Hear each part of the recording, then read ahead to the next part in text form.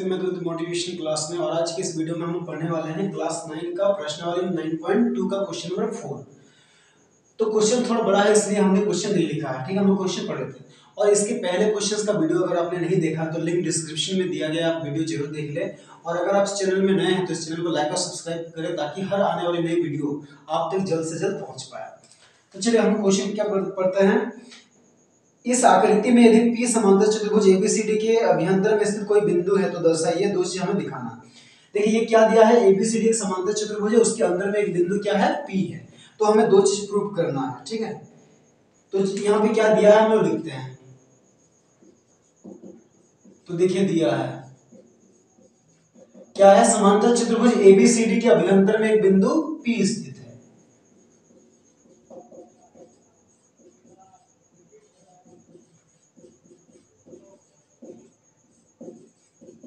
ठीक है, तो हमें ये दिया है कि समांतर चतुर्भुज ABCD के अभ्यंतर में यानी कि अंदर में एक बिंदु P स्थित है। अब लिखते हैं सिद्ध करना है। तो देखिए हमें दो चीजें सिद्ध करना। पहला क्या है, area APB plus area PCD। Area APB plus area PCD बराबर क्या दिखाना है, 1/2 एरिया ABCD, ठीक है। और दूसरा हमें क्या सिद्ध करना है, area APD plus area PCB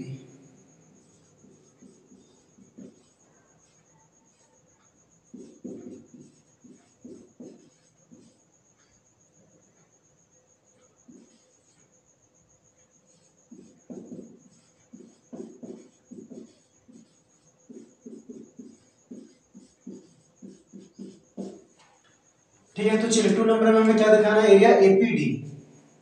तो देखिए 1 नंबर में क्या दिखाना है, APB। APB किधर है, APB ये त्रिभुज का क्षेत्रफल प्लस PCD इसका क्षेत्रफल वो किसके बराबर होगा, पूरे ABCD के आधे के बराबर होगा। और 2 नंबर में क्या है, APD प्लस PBC इन दोनों का क्षेत्रफल बराबर, इन दोनों के क्षेत्रफलों के योग के बराबर दिखाना है 2 नंबर में, ठीक है। तो चलिए हम लोग इसमें क्या करते हैं, रचना करते हैं। तो रचना हम लोग क्या करेंगे, P से AB और DC के समांतर एक रेखा खींचेंगे। तो P से हमें AB और DC के समांतर रेखा क्या खींचे, EF खींचे। और P से AD और BC के समांतर GH खींचते हैं, GH, ठीक है। तो रचना में क्या लिखते हैं, बिंदु P से क्या है, AB तथा DC के समांतर EF खींचे।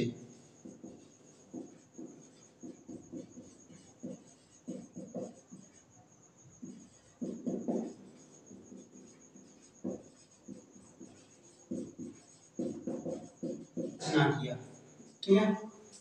अब प्रमाण देते हैं, 1 नंबर में प्रूफ करते हैं। तो देखिए 1 नंबर में हमें क्या दिखाना है, APB एरिया APB देखिए ये त्रिभुज है APB और एरिया PCD इन दोनों त्रिभुजों के क्षेत्रफलों का योग क्या होगा, पूरे ABCD के क्षेत्रफल के आधे के बराबर। तो ध्यान दीजिए त्रिभुज APB उसका आधार हम क्या मानते हैं, AB, और समांतर चतुर्भुज ABFE एक ही आधार AB पर बने हैं और एक ही समांतर रेखा युग्म यानी कि AB समांतर EF के बीच स्थित है। तो इसीलिए इस त्रिभुज का क्षेत्रफल क्या होगा, इस चतुर्भुज के क्षेत्रफल का आधा होगा। तो क्या लिखेंगे, चूंकि त्रिभुज क्या है APB तथा समांतर क्या है ABFE एक ही आधार तथा समांतर रेखाओं के बीच बने या स्थित है, ठीक है। तो इसीलिए क्या हो जाएगा, इसीलिए ये त्रिभुज का क्षेत्रफल इस समांतर चतुर्भुज के क्षेत्रफल का आधा हो जाएगा। एरिया APB इक्वल टू क्या हो जाएगा, 1/2 एरिया ABEF। इसको मान लेते हैं समीकरण 1, ठीक है। अब देखिए इसी तरह क्या होगा, त्रिभुज DPC PCD पीसीडी और समांतर चतुर्भुज डीसीएफई एक ही आधार डीसी पे बने हैं और एक ही समांतर रेखा युग्म ईएफ समांतर डीसी के बीच स्थित है। यानी कि इस त्रिभुज का क्षेत्रफल इस समांतर चतुर्भुज के क्षेत्रफल के क्या होगा, बराबर होगा। तो हमने उसको फिर से नहीं लिखते हैं, डायरेक्ट लिखते हैं इसी प्रकार।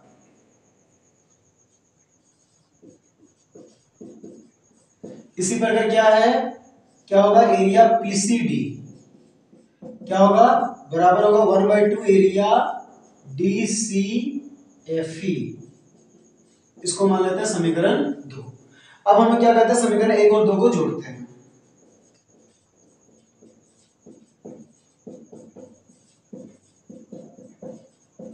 जोड़ेंगे लेफ्ट हैंड साइड को लेफ्ट हैंड साइड के साथ और राइट हैंड साइड को राइट हैंड साइड के साथ। तो समीकरण 1 के लेफ्ट हैंड साइड में क्या है, एरिया एपीबी, प्लस समीकरण 2 के राइट लेफ्ट हैंड साइड में क्या है, एरिया पीसीडी, बराबर समीकरण 1 के राइट हैंड साइड में क्या है, 1/2 एरिया एबीईएफ, प्लस समीकरण 2 के राइट हैंड साइड में क्या है, 1/2 एरिया डीसीएफई। ठीक है, तो देखिए हमें लेफ्ट हैंड साइड में यही चाहिए था, तो लेफ्ट हैंड साइड वाला आ गया, हमें क्या करना है, राइट हैंड साइड वाला करना है। तो एरिया लिखते हैं एपीबी प्लस एरिया पीसीडी, बराबर ये दोनों से देखिए क्या कॉमन आएगा, ये जो 1/2 है आधा वो कॉमन आएगा। तो 1/2 कॉमन लिए तो यहाँ पे क्या बचेगा, एरिया एबीईएफ, प्लस यहाँ से 1/2 ले लिए तो क्या बचेगा, एरिया डीसीएफई। ठीक है, अब ये लेफ्ट हैंड साइड को ऐसे लिखते हैं, area APB plus area PCD बराबर 1/2। अब ध्यान दीजिए एबीई एबीईएफ इस चतुर्भुज को और डीसीएफई इन दोनों को, इस चतुर्भुज को जोड़ेंगे तो हमें क्या मिलेगा, पूरा एबीसीडी का क्षेत्रफल। तो 1/2 लिखेंगे और इन दोनों का मान क्या होगा, एरिया एबीसीडी। तो यही क्या है, एक नंबर है, तो ये हमारा एक नंबर प्रूव हो गया। ठीक है, अब 2 नंबर हम लोग देखते हैं। तो 2 नंबर में देखिए लेफ्ट हैंड साइड में क्या चाहिए, एपीडी। तो एपीडी कौन सा है, ये देखिए ये एपीडी है, और पीबीसी ये वाला त्रिभुज है पीबीसी। तो ध्यान दीजिए इसमें भी क्या करते हैं, चूंकि त्रिभुज एपीडी और समांतर चतुर्भुज एजीएचडी एक ही आधार क्या है, एडी पर, और एक ही समांतर रेखा युग्म एडी समांतर जीएच के बीच स्थित है। ठीक है, तो क्या लिखते हैं, चूंकि त्रिभुज एपीडी तथा समांतर चतुर्भुज, ये समांतर का संकेत है, तथा समांतर चतुर्भुज क्या है, एजीएचडी क्या है, एक ही आधार तथा समांतर रेखाओं के बीच स्थित है।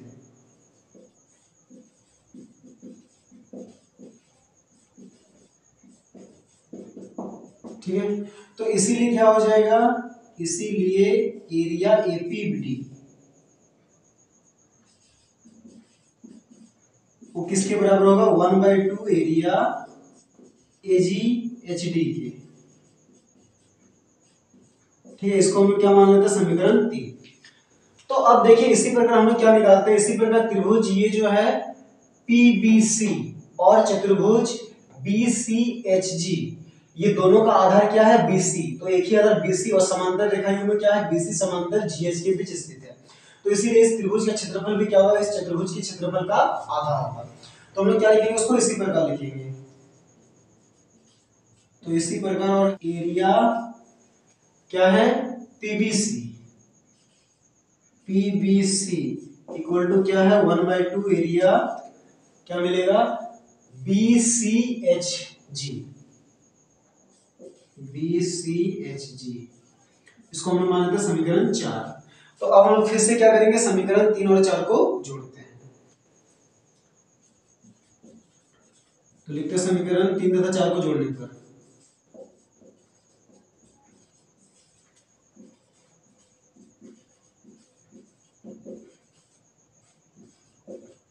तो देखिए दोनों का लेफ्ट हैंड साइड में क्या है, 3 में एरिया एपीडी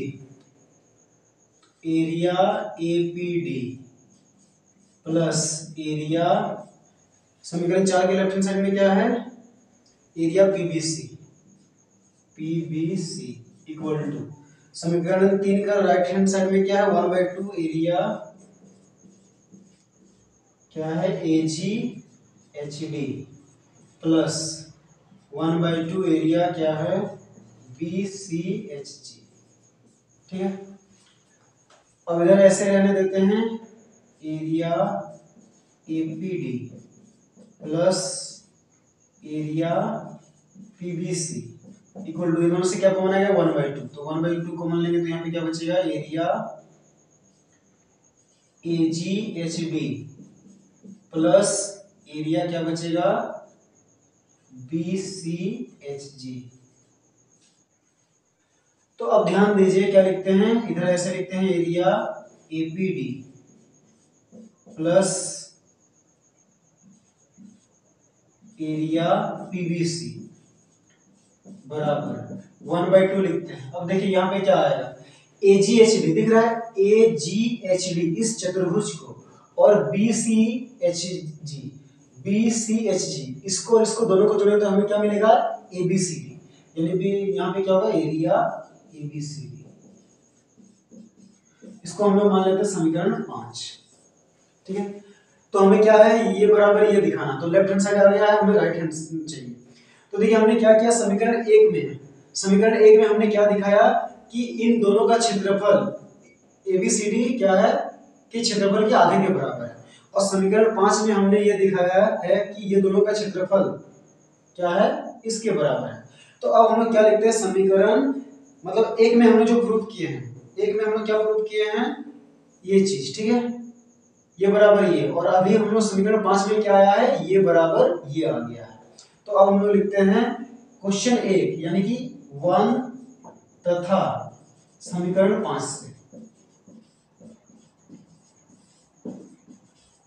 ठीक है, 1 मतलब 1 नंबर में हमने जो प्रूव किए हैं, तो देखिए 1 नंबर में जो हमने प्रूव किया है, राइट हैंड साइड में क्या है, 1/2 एरिया एबीसीडी है, और समीकरण 5 में के राइट हैंड साइड में भी क्या है, 1/2 एरिया एबीसीडी है। तो दोनों का राइट हैंड साइड बराबर है, तो दोनों का लेफ्ट हैंड साइड भी क्या हो जाएगा, बराबर हो जाएगा। तो क्या लिखेंगे, area APD plus area PBC equal to क्या हो जाएगा, एरिया एपीबी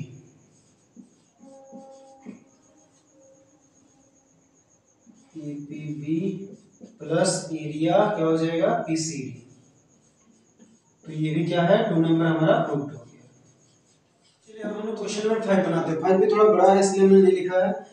क्या है, देखिए इस आकृति में यदि PQRS और ABRS समांतर चतुर्भुज है, तो देखिए यहाँ पे PQRS और ABRS क्या है, दो समांतर चतुर्भुज है, तथा X क्या है, भुजा BR पर स्थित कोई बिंदु है, भुजा BR पर क्या है, X बिंदु स्थित है। तो हमें सिद्ध करना है, पहला PQRS बराबर ABRS, एरिया PQRS बराबर एरिया ABRS दिखाना है, और 2 नंबर में एरिया AXS इस त्रिभुज के क्षेत्रफल को फिर एरिया PQRS के क्षेत्रफल के बराबर दिखाना है। ठीक है, तो यहाँ पे हमें क्या दिया है, दो समांतर चतुर्भुज दिया है PQRS तथा ABRS क्या है, दो समांतर चतुर्भुज है।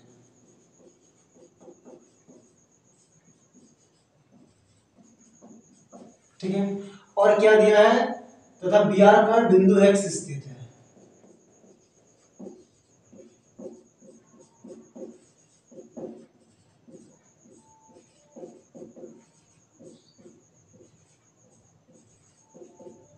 ठीक है, तो ये चीज हमें दिया है, तो अब लिखते हैं सिद्ध करना है।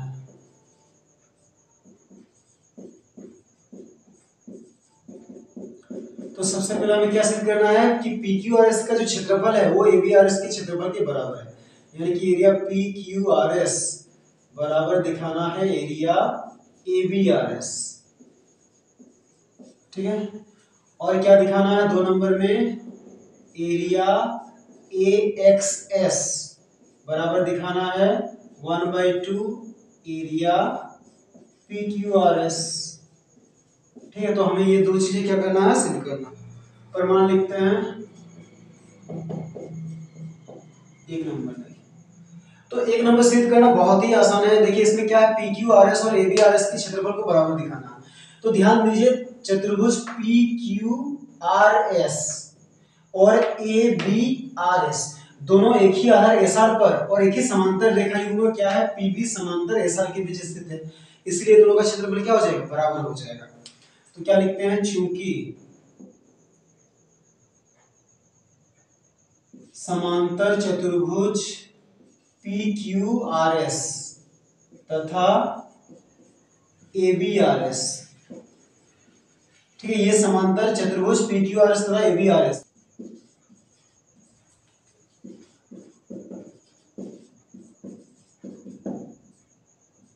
ठीक है, तो ये दोनों चतुर्भुज है और दोनों एक ही आधार और एक ही समांतर रेखाओं के बीच स्थित है, तो इसीलिए इन दोनों का क्षेत्रफल क्या हो जाएगा, बराबर। तो इसलिए area P Q R S बराबर क्या हो जाएगा, area A B R S, ठीक है। तो ये एक नंबर क्या हो गया, प्रूव हो गया। अब हम लोग 2 नंबर लिखते हैं। तो 2 नंबर में देखिए ए एक्स एस और पी क्यू आर एस, तो ध्यान दीजिए त्रिभुज ए एक्स एस और चतुर्भुज ए बी आर एस, तो दोनों का हम लोग आधार क्या ले सकते हैं, ए एस। तो त्रिभुज ए एक्स एस का भी आधार क्या है, ए एस, और ए बी आर एस चतुर्भुज का आधार भी क्या है, ए एस, और ये दोनों एक ही समांतर रेखा युग्म में क्या है, ए एस समांतर बी आर के बीच स्थित है। तो क्या लिखते हैं, चूंकि त्रिभुज ए एक्स एस तथा समांतर चतुर्भुज क्या है, ए बी आर एस एक ही आधार तथा समांतर रेखाओं के बीच स्थित है, ठीक है। तो इसीलिए क्या हो जाएगा, इस त्रिभुज का क्षेत्रफल इस चतुर्भुज के क्षेत्रफल के आधे के बराबर होगा। तो इसीलिए area A X S equal to 1/2 area A B R S, इसको हम लोग क्या करते हैं, समीकरण 1 मान लेते हैं, ठीक है। अब ध्यान दीजिए, हमने एक नंबर में क्या दिखाया कि पी क्यू आर एस का जो क्षेत्रफल है ए बी आर एस के क्षेत्रफल के बराबर है, और यहाँ पे हमने समीकरण क्या है, समीकरण 1 में हमने क्या दिखाया कि ए एक्स का जो क्षेत्रफल है वो ए बी आर एस के क्षेत्रफल के आधे के बराबर है। तो देखिए हमने एक नंबर में क्या दिखा दिया है कि A B R S P Q R S के बराबर है, तो इसीलिए हम लोग यहाँ पे ए बी आर एस के जगह क्या लिख सकते हैं, ये पी क्यू आर एस। तो अब हम लोग क्या लिखेंगे, एक, ठीक है, मतलब एक नंबर में हमने जो प्रूफ किया। अच्छा इसमें एक नहीं है, ए बी है, हाँ, तो इसमें ए बी दे देते हैं।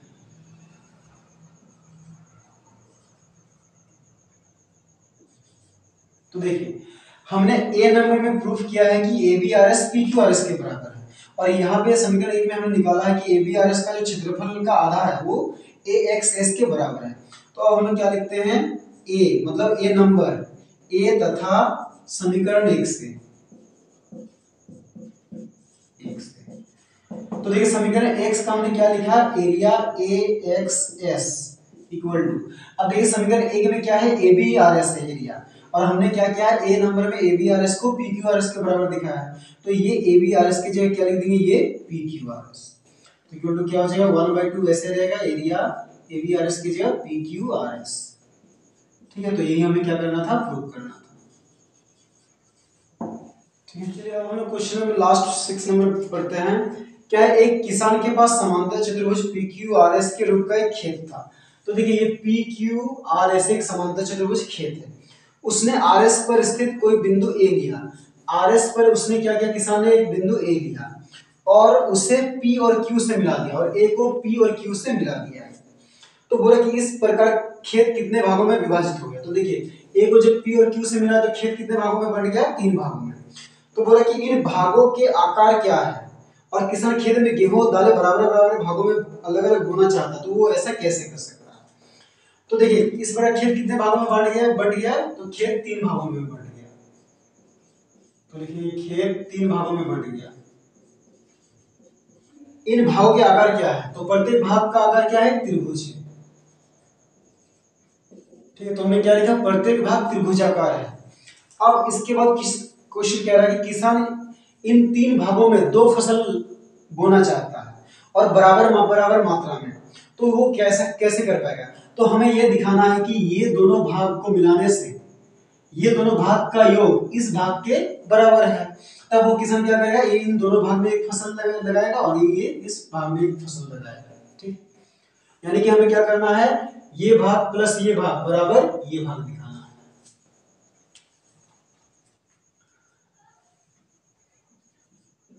तो देखिए इसमें हम लोग प्रमाण लिखते हैं। तो ध्यान दीजिए इसमें क्या है, त्रिभुज PAQ और समांतर चतुर्भुज PQRS क्या है, एक ही आधार PQ और समांतर रेखा युग्म PQ समांतर SR के बीच स्थित है। तो लिखते हैं चूंकि त्रिभुज PAQ तथा समांतर चतुर्भुज क्या है PQRS स्थित है। तो इसीलिए क्या हो जाएगा, एरिया PAQ इस त्रिभुज का क्षेत्रफल, इस चतुर्भुज के क्षेत्रफल की क्या होगा, आधा, तो 1/2 एरिया PQRS। इसको हम लोग क्या करते हैं, समीकरण 1 मान लेते हैं। ठीक है, तो अब हम लोग देखिए क्या कर सकते हैं, अगर देखिए ये चतुर्भुज कितने भागों में बांटा गया, 3 भागों में, तो अगर हम ये भाग प्लस ये भाग प्लस ये भाग, ये तीनों भाग को जोड़ेंगे तो हमें क्या मिलेगा, PQRS का ही क्षेत्रफल मिलेगा। तो लिखेंगे चूंकि area PAS plus area QAR plus area PAQ, ठीक है, इन तीनों भागों को जोड़ेंगे तो हमें क्या मिलेगा, एरिया PQRS मिलेगा। ठीक है, तो अब देखिए हम लोग क्या करते हैं, देखिए PAS को ऐसे लिखते हैं, area PAS plus area QAR को भी वैसे लिखते हैं, QAR प्लस, देखिए यहाँ पे PAQ के बदले में हम लोग क्या लिखेंगे, 1/2 एरिया PQRS। ये कहां से आया, समीकरण 1 से, और बराबर के उधर क्या है, एरिया PQRS। तो यहाँ पे हम लोग लिखते हैं कि समीकरण 1 से हमने क्या लिया है, समीकरण 1 से हमने क्या लिया है, एरिया PAQ बराबर क्या लिया है, 1/2 एरिया PQRS बराबर 1/2 एरिया PQRS, ये हमने लिया है समीकरण 1 से। ठीक है, अब देखिए ये और ये सेम सेम है तो इसको उधर ले चलते हैं, इधर क्या बचेगा, area PAS plus area QAR बराबर क्या हो जाएगा, उधर एरिया PQRS, ये प्लस में उधर तो माइनस, माइनस 1/2 एरिया PQRS। ठीक है, तो इधर वैसे लिखते हैं, area PAS plus area QAR equal to, देखिए यहाँ पे PQRS क्या है, पूरा है, यानी कि इसका कुछ तो 1 है और ये क्या है, आधा, तो अगर हम लोग 1 से आधा घटाते हैं तो क्या बचेगा, आधा ही बचेगा, यानी कि यहाँ पे क्या बचेगा, 1/2 एरिया PQRS। ठीक है,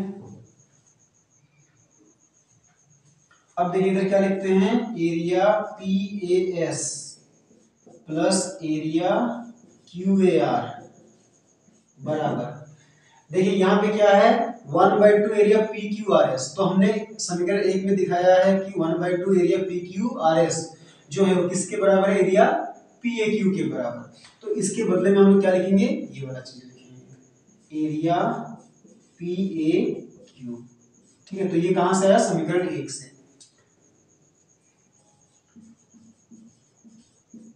समीकरण 1 से हमने क्या लिया,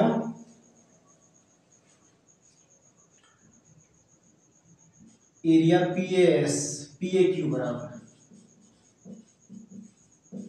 1/2 एरिया PQRS।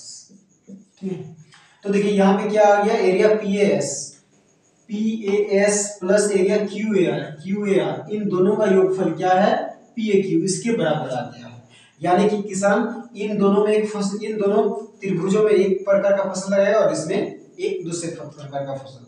ठीक है, मान लेते हैं कि ये दोनों में क्या लगाएगा, गेहूं लगाएगा और यहाँ पे दाल, या फिर ये दोनों में दाल लगाएगा और किसान इसमें गेहूं लगाएगा। ठीक, तो बस ये हो गया प्रूफ।